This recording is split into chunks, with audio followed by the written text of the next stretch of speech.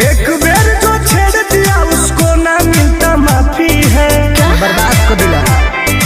रहता हूँ अकेले क्योंकि शेर अकेला काफी है। रहता हूँ अकेले क्योंकि शेर अकेला काफी है।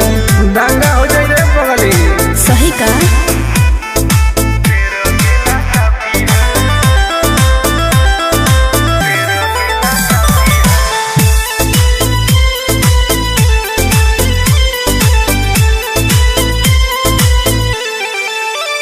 शतरंजो के हई हम खिलाड़ी। कौन हमारा से गेम करी भारी। लाल से खा जाएगा।